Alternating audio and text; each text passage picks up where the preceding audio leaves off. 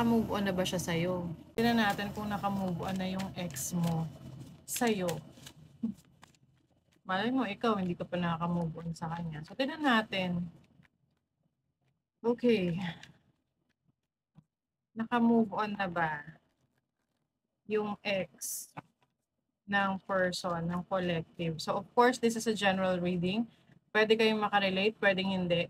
Just take what resonates, okay?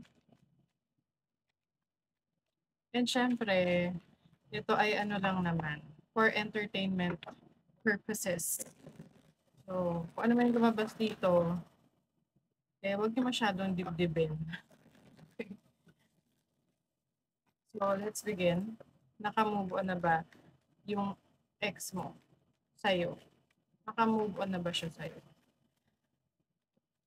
Ano yung recent past ng connection ng collective? What's the recent past? Okay? Pwedeng Aries, Leo, Sagittarius. Oh, the Justice card. Pwedeng naging mahirap yung decision na nangyari in the past.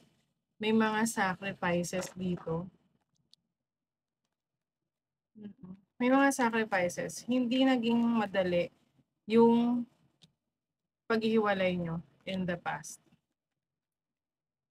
Pwedeng meron mga taong nangialam sa connection nyo, sa relationship nyo. Kumbaga parang pinagtulungan. Ace of Wands. Okay. So this person ay nagsisimula ng muli sa buhay niya. This person is trying to be happy, trying to be enthusiastic sa life niya. Okay, tingnan natin kung na siya. Naka-move on na ba siya? Naiisip ka pa ba niya? Ano po yung energy ng person ng collective? Ano yung naiisip nila dun sa collective? Ano yung naiisip ng person?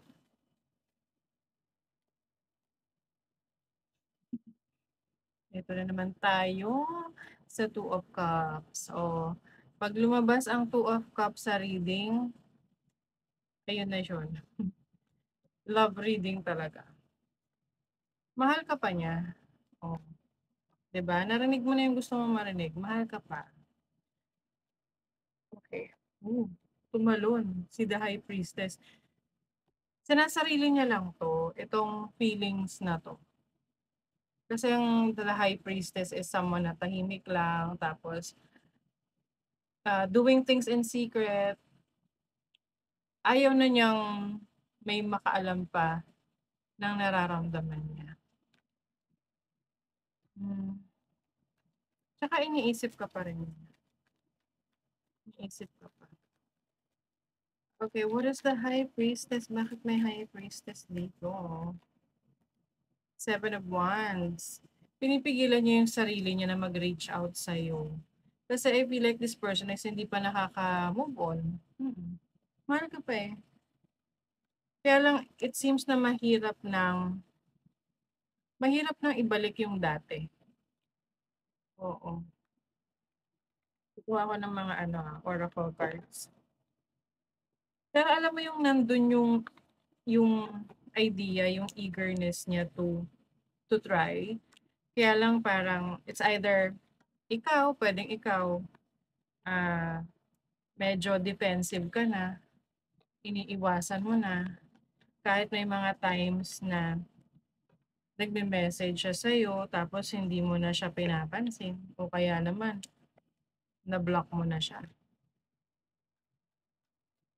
Ano yung naiisip, feelings, message ng person ng collective?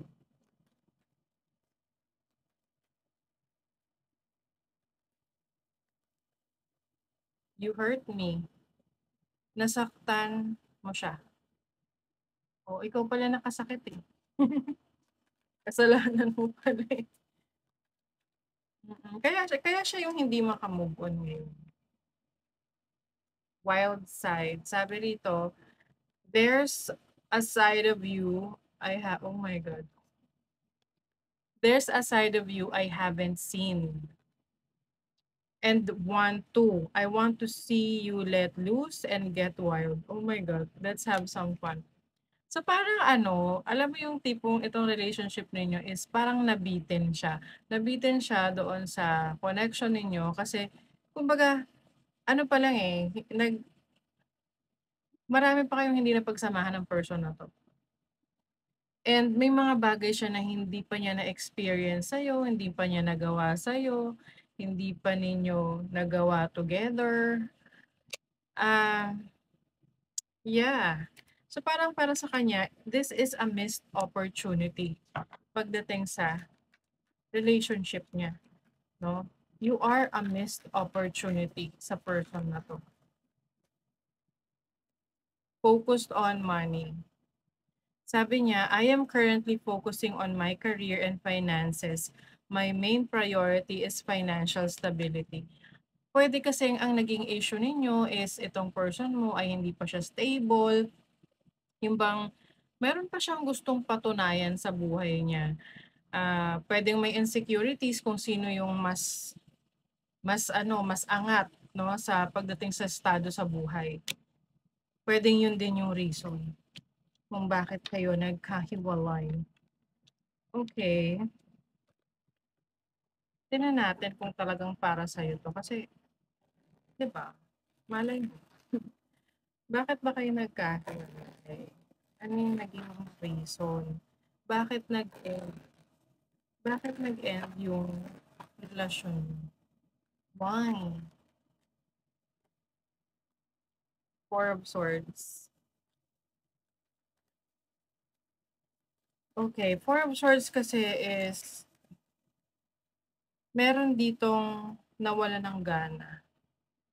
Ace of Wands, meron ng naging ibang atensyon, napunta sa iba yung atensyon, merong nawalan ng gana. So, puwedeng ikaw nawalan ka ng gana sa kanya.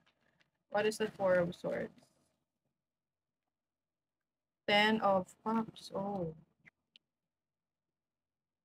Puwedeng yung family, eh. Puwedeng may kinalaman yung family mo, or family niya, puwedeng family mo.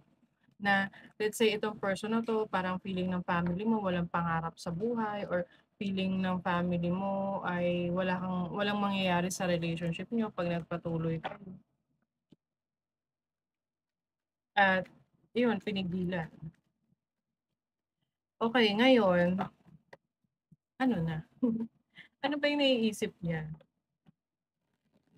So definitely hindi pa siya nakaka-move on sa'yo. So ano yung action niya? Magbabalik ba siya sa buhay mo? Ano yung plano niya? Ano yung plano niya? Parang kinakabahan siya. Okey, ano yung plano ng person ng collective? King of Cups, oh, Cancer, Scorpio, Pisces energy. Five of Wands, alam mo takot 'to, takot 'tong bumalik. Kasi ayaw na niyang ulit na para kasing pinagtulungan 'to, eh. Ayaw na niya ulit ma-experience yung magulo na sitwasyon, tapos yung tipong ikinukumpara siya sa iba. Puwede kasing may iba ng option, oh, halimbawa ikaw kinukumpara mo siya sa iba, or yung family niya or family mo kinukumpara siya sa iba. Oo, ano yung action? Hmm. Itong person na 'to, ano siya, eh, andun pa rin yung feeling of wanting you. Gusto ka pa rin niya, mahal ka pa rin niya, may feelings pa rin. Pero ang totoo yung sinabi niya na focus siya sa pera niya. Bini-build niya yung kanyang financial stability. Alam mo yung tipong babalik 'to na, "Ako nga pala yung nasayang mo," or "Ako nga pala yung sinayang mo," gano'n.